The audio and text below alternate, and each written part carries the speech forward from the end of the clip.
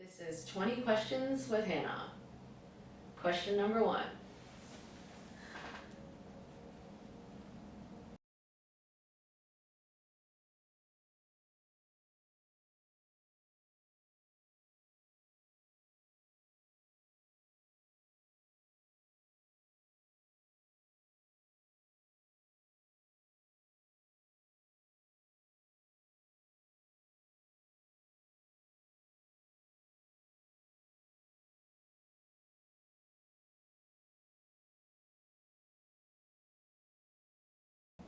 Of these 6 scenes, all of which were a lot of fun to film, I would have to say that the winner goes to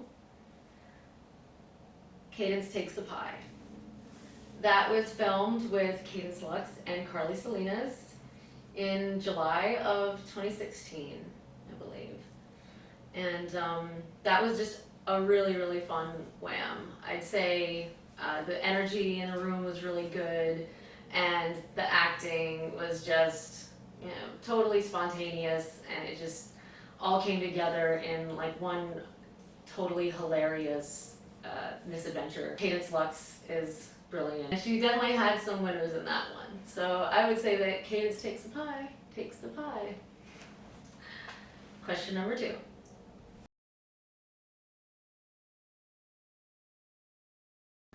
Wow, this is tough because I've worked with so many people over the years, but some who come to mind would be my partner in Fetishland Studios, and Callie Logan, definitely up there as far as producers who have mentored me and just show me little tips and tricks here and there along the way.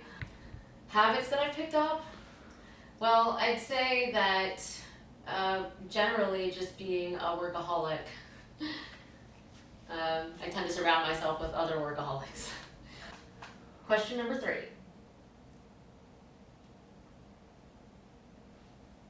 So, this is not something I've really encountered a lot of. Most girls who show up to the shoot are aware that there's going to be some wet and messy content. It's just kind of, generally provided in the outline of the shoot between producer and model. Typically, I would say that'd be covered in advance. But, you definitely have had some girls get a little bit fussy on set, maybe just complaining about it. It's not the most comfortable thing, for sure. So, you do have girls tending to want to speed up things when you're doing a wet and messy shoot, for sure, and I am no exception to that. Question number 4.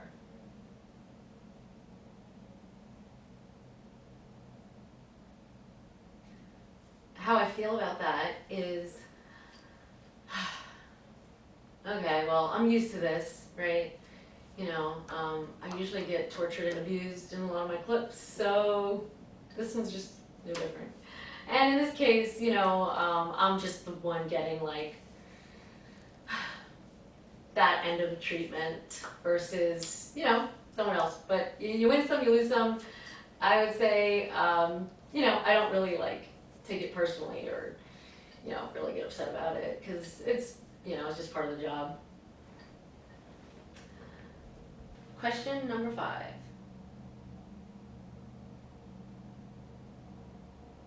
When that happens, I feel like I won the lotto. There's that rare occasion that someone else is getting it and I'm not, and I usually just kind of revel in it a little bit. Question number 6.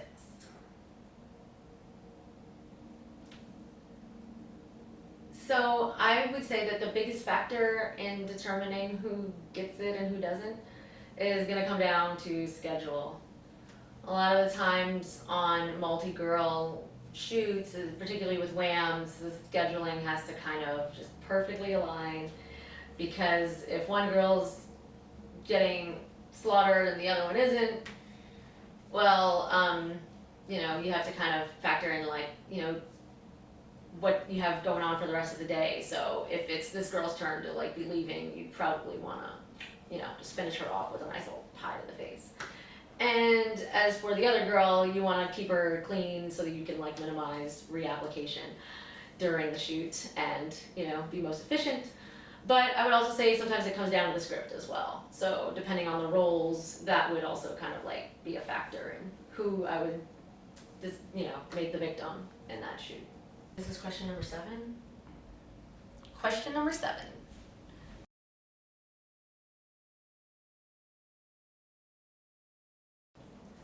That depends. I would say, if the schedule's a little bit more flexible that day, I might be more forgiving.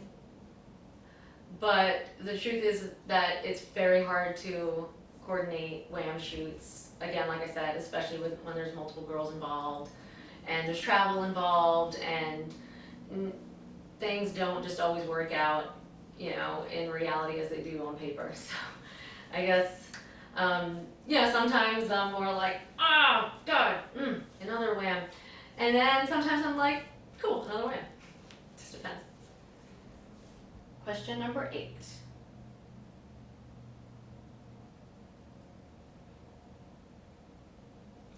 That is a mixed bag, I would say. It just depends on how well you know each other as, on a personal level or a professional level. Generally, the longer you work with somebody, the more familiar you get, and, it's, maybe a transition period there where you start with your stage names and then start calling each other by your real names. And some people you just always call by stage name, and that's totally cool too.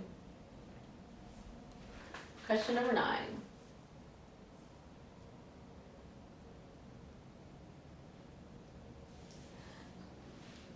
Yeah, we definitely do that. I'd say we more like to, kind of jab each other if they're the victim, but I don't think we're usually fighting for being the one who gets pied. Yeah, so that definitely goes on behind the scenes. Question number 10.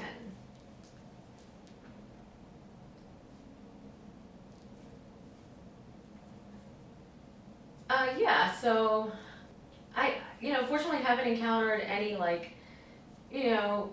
slips or falls that resulted in any major injuries.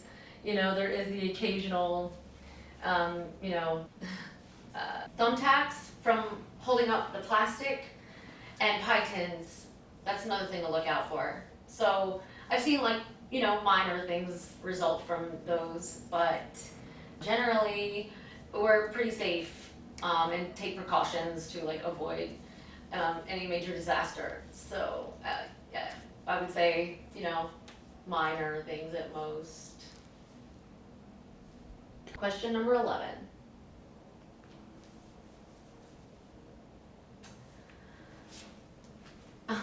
Yeah, so I usually get a pretty enthusiastic reaction, I guess. It's not conventional to tell people that you're going to be getting pied at work today. I usually get a pretty intense reaction. What's that? Get a lot of interest. Yeah, so people generally are interested, and once they find out what is really involved, they're usually pretty amused. So I get a lot of lots and lots of laughter and lots of questions that follow. What is that? Question number 12.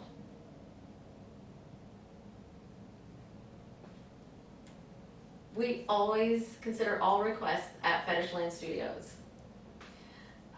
We get tons of requests of all different kinds from people all over the world. So the only times that we will turn things down really come down to a handful of reasons. Generally cost, it just not being cost effective.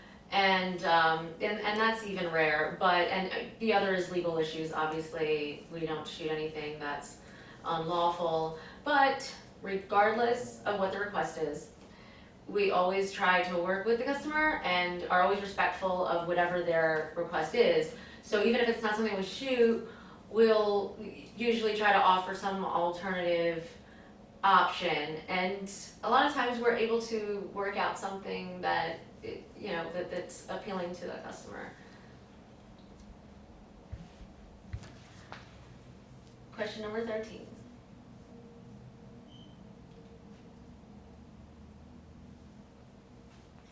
I've never been recognized in public that I know of. But I do get some looks every once in a while, so who knows. As far as fans being, having license to act a certain way, you do encounter that. I think the majority of people are respectful, especially, when you're meeting them in person, I think, versus online, maybe. But I tend to, have pretty good experiences with people. Not to say that it can't or hasn't happened to have an unpleasant or an uncomfortable experience. But I wouldn't say that anything gives anybody a right to overstep boundaries. But sometimes those also just need to be handled a certain way. Question 14.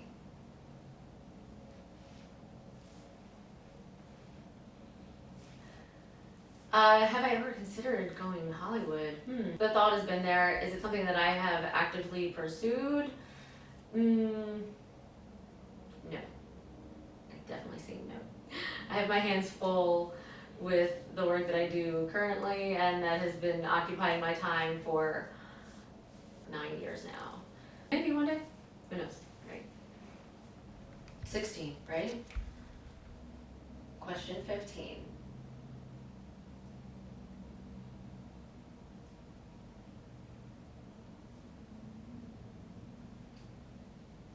If I had $1 for every time, I'd be retired.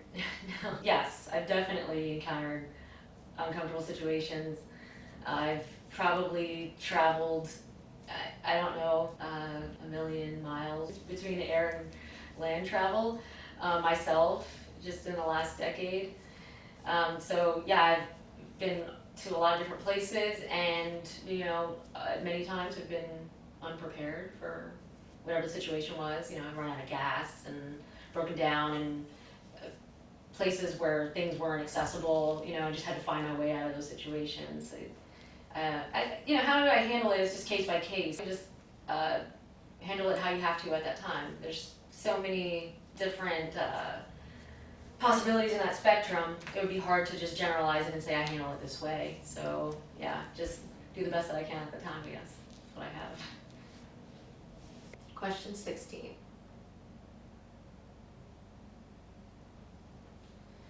My favorite and least favorite fetishes to film. This is always a slippery slope, because I don't want to upset anybody. But, we do have our preferences, right? So I'd say some of my favorite stuff to film, hands down, is anything horror. So, like death fetish, and even like some sleepy knockout stuff. I like a good, some good superheroine action every now and then. All cool stuff. As far as my, least favorite, it's really tough because, there's so many things that I've shot, and many of which I just don't appeal to me. To be honest, I'd say bondage is among my least favorite things to shoot. Truly. Bondage is just physically more taxing than most things. And I'd also say, like, what fetish videos?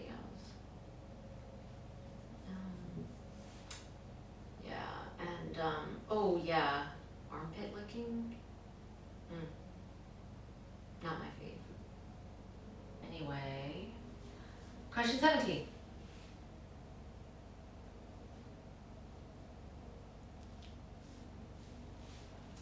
I handle that actually better now than ever, because over the years I've done a bunch of traveling, and of course that puts strain on relationships, but it doesn't have to. I just travel when I want, where I want, and I stay for however long I want. And so it actually works out great because nothing grows stale, so everyone wins. Question number 18.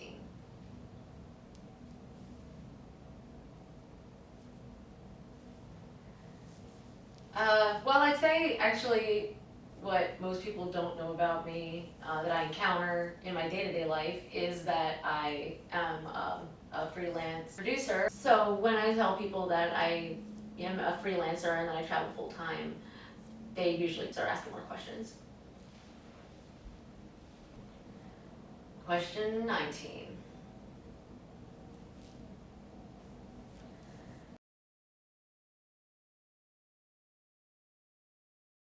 I hope I am relaxing on a private island, fully retired, just living the dream. A little ambitious for 10 years, maybe. More realistically, I see Fetishland Studios in full bloom, and I see myself more behind the camera in a lot of our productions. I also see a huge expansion of talent, just a larger network. I think by then we should be in full swing. Question number 20.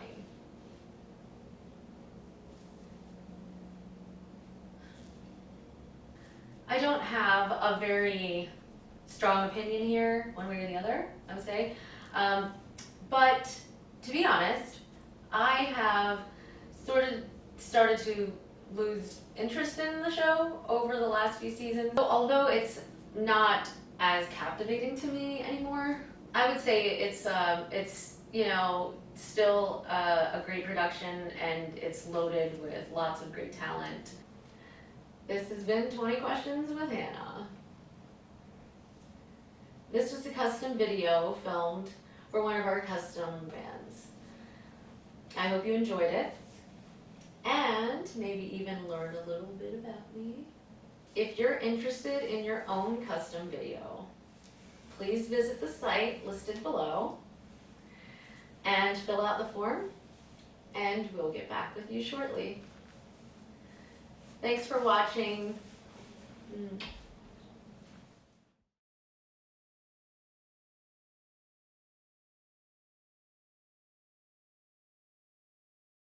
Question 18. Question 17.